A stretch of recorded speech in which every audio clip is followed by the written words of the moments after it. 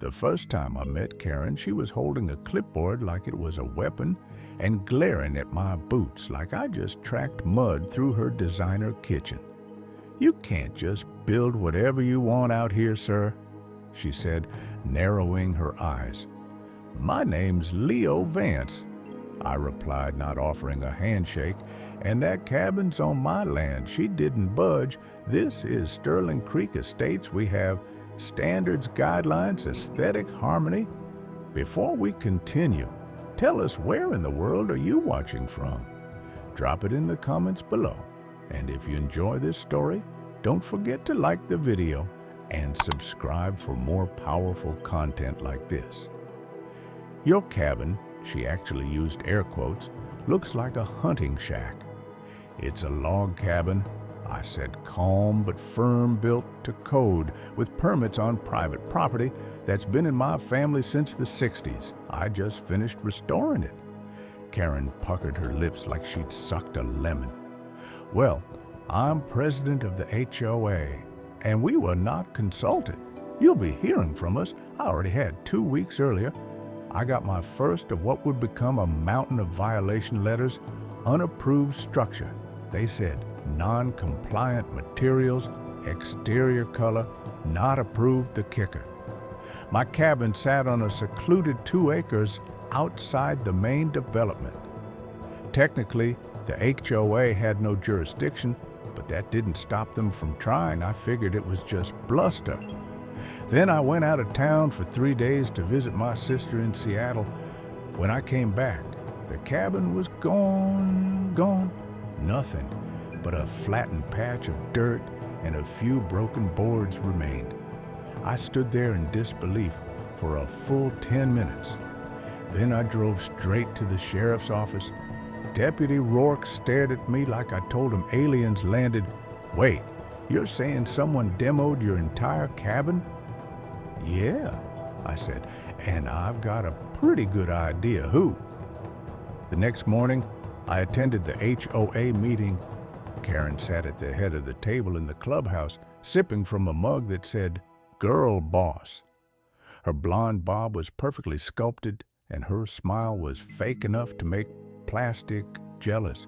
Well, she said when she saw me, "Look who decided to join the community. You tore down my cabin."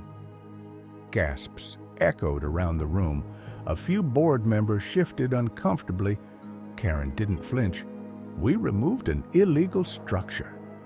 I stepped forward and dropped a folder on the table. That illegal structure was fully permitted, stamped by the county surveyed zoned. "You had no authority." She glanced at the papers with a disinterested shrug. "We sent warnings. You sent harassment." I said, "You broke onto private property. You committed felony destruction." She rolled her eyes. "Let's not be dramatic, I'm not." I said, "The sheriff will be contacting you and the county clerk. He already did. Because my name is on every single legal document tied to this land." Karen blinked. "What?" I leaned in. "I work for the county recorder's office. I process property records for a living. Every permit, every deed, every plat map for this area, I've personally signed off on them. You picked the wrong guy." Karen's eyes darted to the folder again, but her voice didn't waver. "You can't expect us to keep track of every piece of land around this development. Mistakes happen. You didn't make a mistake.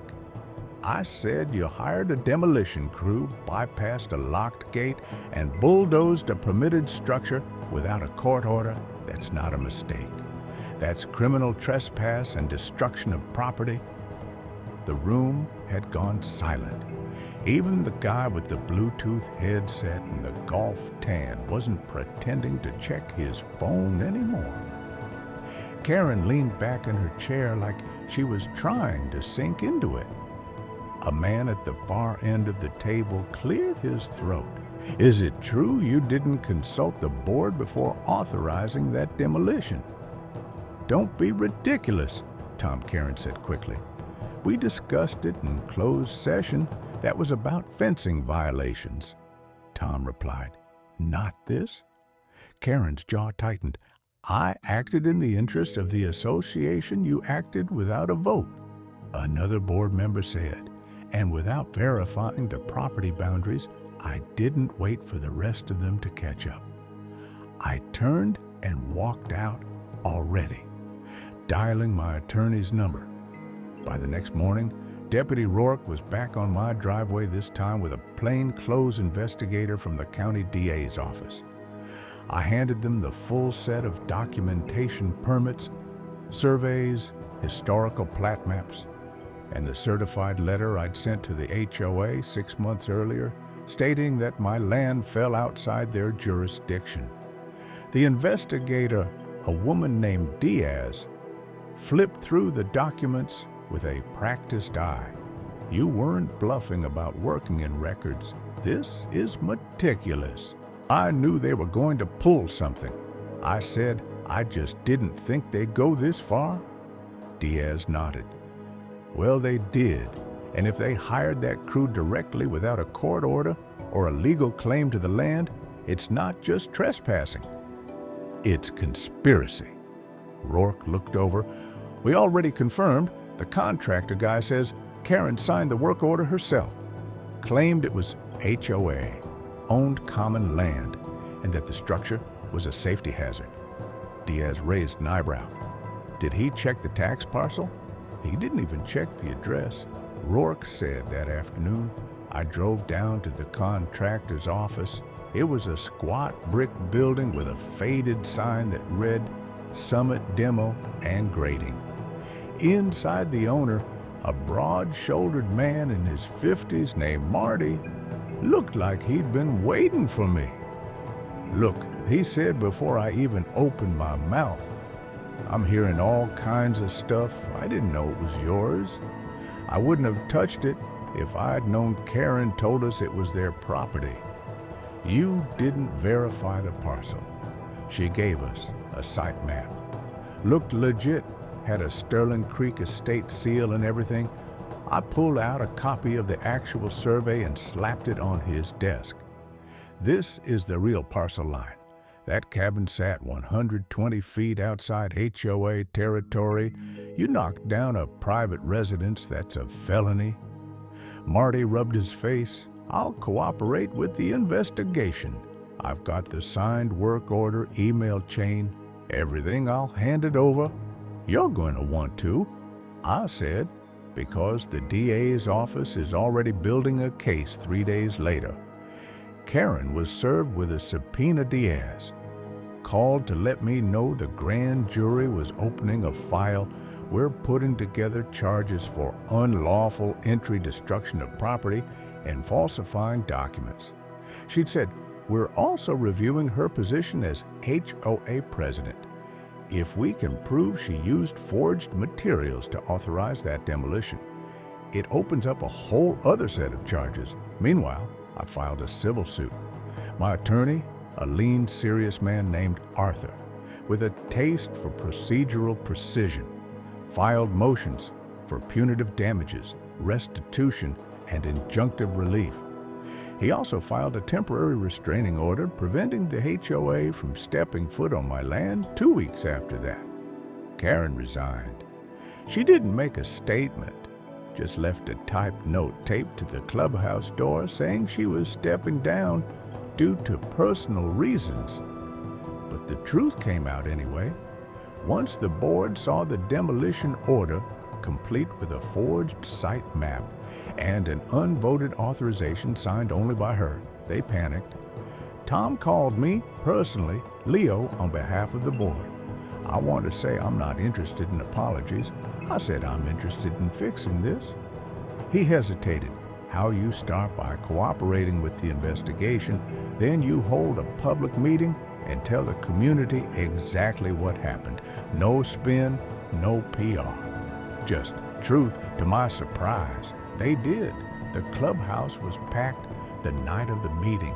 Residents from every corner of Sterling Creek Estates showed up, some because they were curious, others because they were angry.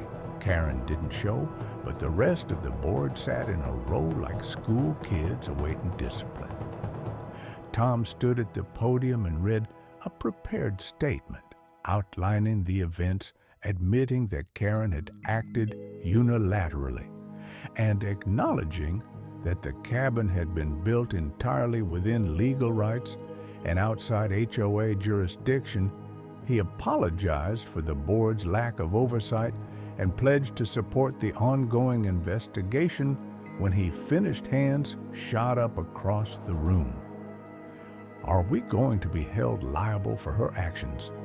What happens to our dues if we get sued? Is the HOA even allowed to exist? If it can't tell where its boundaries are, I didn't say a word. I just stood in the back watching it all unravel that night.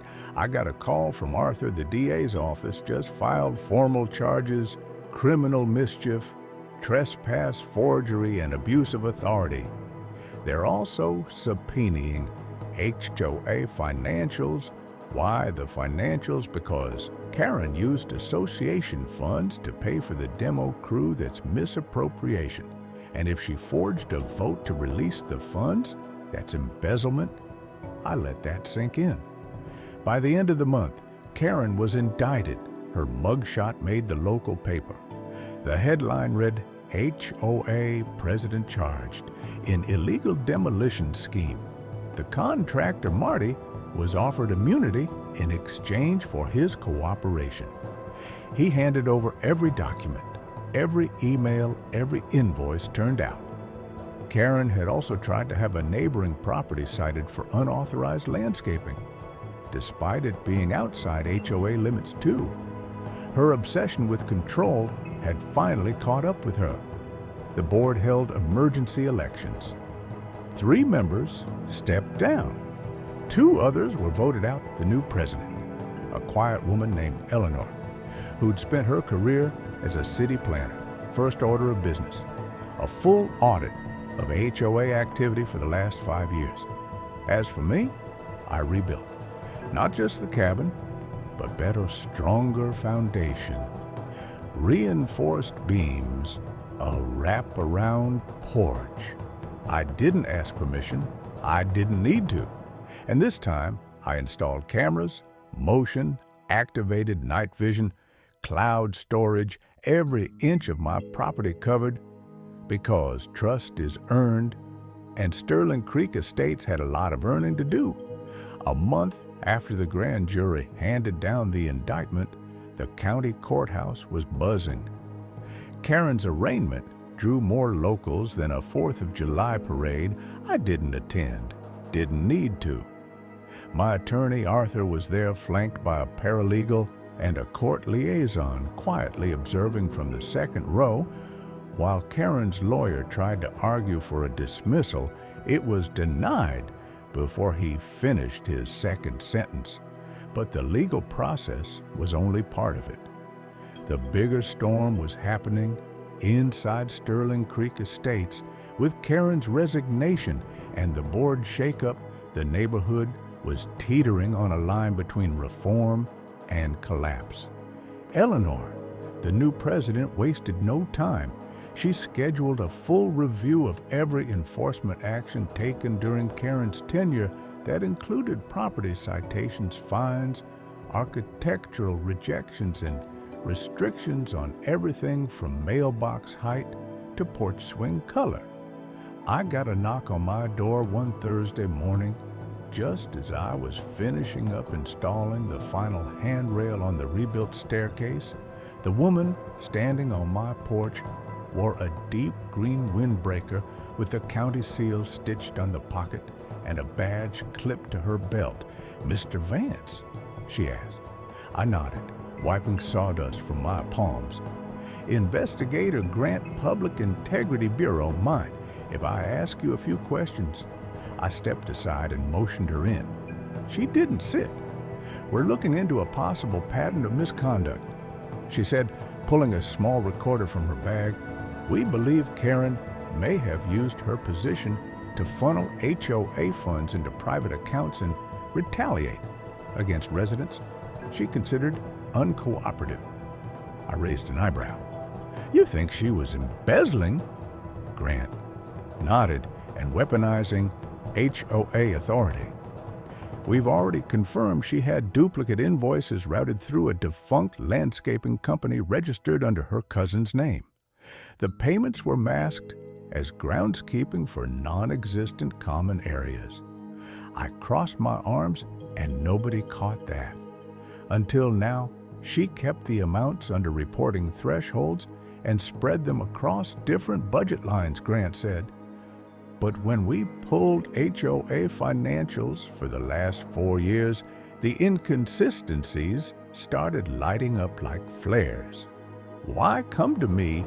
You're listed as the complainant in the demolition case, she said, and we found correspondence where Karen referred to you as a disruptive element and threat to governance. That language shows intent. I waved toward my kitchen table. I've got hard copies of every letter she sent me, emails too, and photos from before and after the demo. Grant pulled out a flash drive. Would you be willing to provide digital scans? We want to build a timeline. I made her a copy while she stood nearby, glancing occasionally at the framed black and white photo of my grandfather standing beside the original cabin, hammer in hand. When she left, I called Arthur. She's not going down for just one crime. I said they're building a whole case. She's in deep water, he replied, and people are lining up to testify. We've already been contacted by 3 former board members who claim she manipulated votes and threatened residents with fines unless they backed her decisions that afternoon. I got another visit this time from a man named Mr. Chen, a retired electrical engineer who lived near the Ridge Trail. I'd never met him before, but he looked tired and determined. I wanted to thank you. He said, you know, Karen denied my request to install solar panels for 3 years. Said they didn't fit the aesthetic. I nodded. That sounds about right. She even threatened to fine me for unauthorized roof modifications after I mounted a satellite dish. I motioned him in. You thinking about joining the class action? He looked surprised. There's a class action. Arthur's putting it together. Anyone who suffered financial loss or property interference due to HOA overreach under Karen's leadership is eligible. Mr. Chen's shoulders loosened just a little. Then I'm in. She cost me thousands. And I've got every denial letter in a file cabinet, word spread fast by the end of the week. Arthur's office had over 40 residents signed on. Some had been fined for using drought-resistant landscaping. One woman, a nurse, had been threatened with foreclosure over a late $85 dues payment, while she was deployed on emergency relief during hurricane season. Arthur brought in a second attorney to help with the growing case. The goal wasn't just money. It was to dismantle the structure that let Karen operate unchecked. And with the DA's office looking at criminal conspiracy charges, we had leverage. Meanwhile, the HOA's insurance carrier was panicking. They'd been blindsided by the demolition claim and were now staring down the barrel of widespread liability. They sent a corporate risk attorney to negotiate a settlement. Privately, Arthur met them in a neutral office downtown. I sat in on the meeting, mostly silent, while their rep tried to lowball us with a settlement offer. Mr. Vance, she said, we understand your frustration, but litigation is time-consuming, expensive, and emotionally taxing. Wouldn't it be better to resolve this quietly? Arthur barely glanced at her. You demolished a registered residence with no legal authority using HOA funds under the direction of a person under criminal indictment. Quiet isn't on the table, she sighed. What are your terms? Arthur slid a document across the table. Full reconstruction costs, double damages, HOA-wide policy overhaul, supervised by independent counsel and public acknowledgement of wrongdoing.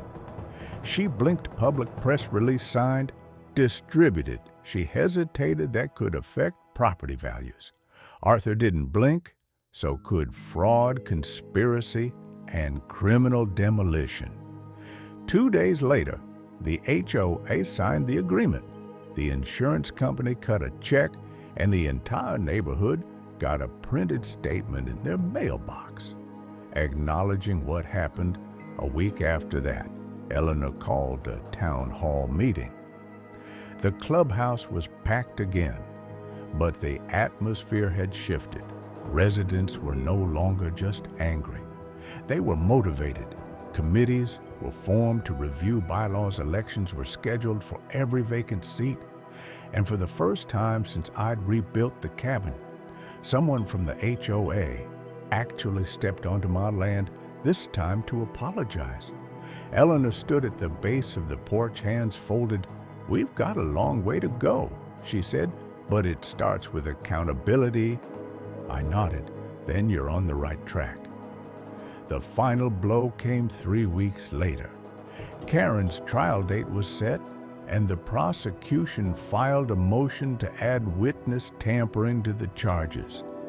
Turns out she'd sent messages to 2 former board members urging them to stick to the narrative about the demolition. They turned the text over. Her attorney tried to negotiate a plea deal. The DA offered it conditional on full restitution, a public confession of wrongdoing, and a permanent lifetime ban from serving on any HOA board in the state. She took it. The confession went out in the county press release. Word got around fast for months afterward. Real estate agents in Sterling Creek had to assure prospective buyers that the HOA had been restructured and reformed. But the damage was done. The name Karen Miller had become a cautionary tale. As for me, I finally got to sit on my rebuilt porch with a cup of coffee and watch the morning fog roll through the trees without checking for survey lines or surveillance drones. The cabin stood stronger than before, and the boundaries, legal and otherwise, were clear. Justice didn't come easy, but it came with receipts, court orders, and community resolve. And Karen, she'll be reading property boundaries a lot more closely from now on. From a much smaller house without a clipboard, the last of the scaffolding came down the same morning. I got the call from the Public Integrity Bureau. This time, it wasn't just Investigator Grant on the line, and it was Assistant District Attorney Chin. Her voice was clipped but focused. "We've expanded the scope of the investigation," she said. "We believe this goes beyond Karen Miller." I set down the torque wrench I'd been using to tighten a railing bracket. "You found someone else involved. There's evidence of collusion between Karen and a former zoning compliance officer." She said he approved forged boundary documents that were used to justify the demolition. His name is Brian Foster. Ring any bells? It did, vaguely. I'd seen his signature on a handful of past permits, but I hadn't dealt with him directly. Still, the idea that someone from inside the county system had been involved made my jaw tighten. "We're issuing a warrant for his arrest, ADA." Chin continued. The forged map submitted by Karen didn't come from her alone. It was marked with a secondary approval stamp belonging to Foster. He backdated it 6 months. My stomach turned. So she had help fabricating jurisdiction? Exactly. We're building a corruption case that includes falsifying public records fraud and conspiracy to commit unlawful demolition. It's going to shake a few trees, that was putting it lightly, by the following week. Foster had been arrested. The news broke fast, and the Public Integrity Bureau held a press conference on the courthouse steps. I watched it from the kitchen window while fitting drawer handles Ada Chin stood straight-backed at the podium, flanked by county officials and 2 uniformed officers. These charges represent a betrayal of public trust. She said into the cameras, "No one, regardless of office or position, is above the law back in Sterling Creek Estates." The fallout was immediate. Eleanor called an emergency meeting, not in the clubhouse this time, but in the community park. Under the pavilion, people brought lawn chairs and thermoses.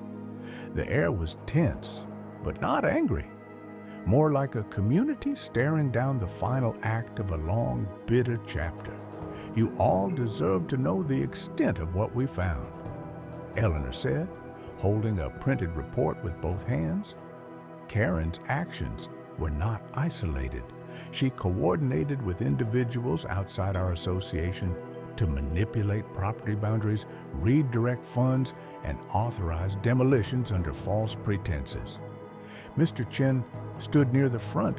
How many properties were affected? 5 in total. Eleanor replied 2 of them were cited for non-existent violations. One homeowner was pressured to sell under threat of escalating fines, and of course, Leo's cabin was destroyed entirely. I kept to the back, arms folded, watching as the community processed the scope of the damage. A man with a clipboard, George, one of the newer board members, stepped up beside her. "We've also uncovered an unauthorized dues increase implemented last year. The money was funneled into a reserve account that Karen managed directly. That account was never disclosed in our financial statements." A woman in the crowd muttered, "She stole from all of us." Eleanor didn't sugarcoat it, she did, and were cooperating fully with the district attorney to recover every cent. The HOA launched a restitution program. Homeowners who had been fined under fraudulent claims were reimbursed. Those who had been denied improvements were fast-tracked for approval, and the board voted unanimously to bring in an external auditor for an annual financial review going forward. Meanwhile, Arthur pushed the civil case forward with Foster's involvement. Confirmed we had a direct link between the forged documents and the demolition that opened the door for additional damages under state racketeering laws. We amended the civil suit to include the county as a co-defendant, citing negligence and oversight. The county didn't fight it. They settled quietly with a structured payout that covered not only the full reconstruction of the cabin, but also the cost of every legal filing, architectural redesign hours, lost to court appearances, and projected property devaluation due to the incident. By the time winter crept in, the new roof was sealed, the wood stove crackled again, and the porch had become my favorite place to sit and read. But the real ending didn't come until 2 months later, when I got the certified letter on crisp white paper with the county seal embossed in gold. The letter outlined the official closure of the investigation. Karen Miller had accepted a full plea deal. She would serve 18 months in state prison, pay restitution to the homeowners affected, including a court-mandated public apology published in the local paper, and was barred for life from holding any fiduciary or decision-making position related to residential associations or public boards. Foster wasn't as lucky. He went to trial. The jury took less than 4 hours to convict him. His sentence was 5 years for falsifying public records with an additional 2 years for conspiracy. He lost his pension, his license, and his reputation. The HOA changed permanently. Eleanor and the new board rewrote the bylaws from scratch. They added clauses for transparency, public voting requirements for any enforcement policy, and an external review committee Made up of residents not board members, one evening in early spring, Eleanor stopped by with a folder. "We're renaming the community park." She said, "Figured it was time to give it a name that reflects the new chapter." I raised an eyebrow. "What's the new name?" She opened the folder and handed me the printed resolution, Vance Ridge Park. It read. I blinked. "You didn't have to. We did." She said, "You stood up when no one else could. You didn't back down, and you held us accountable." I looked past her toward the tall pines swaying against the evening sky. The cabin lights glowed behind us, and for the first time in over a year, there was no tension in my chest, just quiet. "I appreciate it," I said finally, "but make sure the next guy who builds out here doesn't need a fight just to get treated fairly." Eleanor smiled, not the polished kind Karen had perfected, but something real we're working on that she left the folder with me. And I watched her disappear down the gravel path toward her car. Later that night, I opened the bottom drawer of the file cabinet and placed the resolution beside the original deed to the land signed by my grandfather. Notarized in 1962, the cabin had stood once, fallen once, and now stood again. This time, it wasn't just a structure, it was a line in the sand, and no one, no clipboard, no forged map, no power, hungry president was ever crossing it again.